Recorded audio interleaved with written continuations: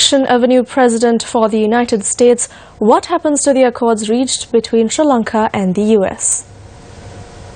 American firm Sandler Travis and Rosenberg, based in Washington, D.C., signed an 18-month agreement with the Ministry of Development Strategies and Internal Trade on the 29th of July.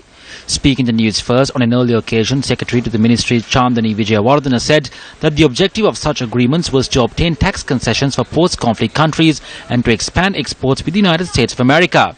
She noted that Cabinet agreed to the accord on the 14th of June. In order to enforce the 18-month accord, Sri Lanka must make a payment of $630,000. Professionals criticized the government's move to reach this decision. I have the agreement here with me. It was mailed to the Voice Against Corruption. According to the agreement, the government has to pay $630,000 for the services of the firm over 1.5 years. That is equivalent to around 90 million rupees. This kind of activity had been done for years by our Sri Lanka's diplomatic mission. Now that was totally criticized by civil society and also those in power today in this government. So that is why I find it very hard to believe those who 18 months or more before criticize the last government for doing that is continuing to do the same thing. The diplomatic missions and our foreign service, they have capable people even today.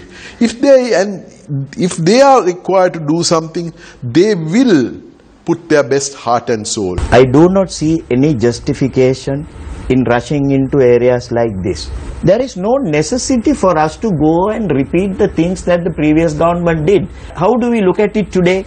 We look at it today as a corrupt practice to take money from the government in an illegal way. Sri Lanka has entered an agreement with the US Congress.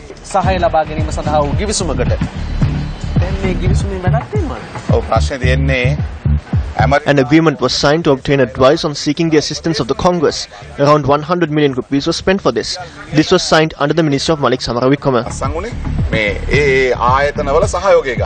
How long has it been?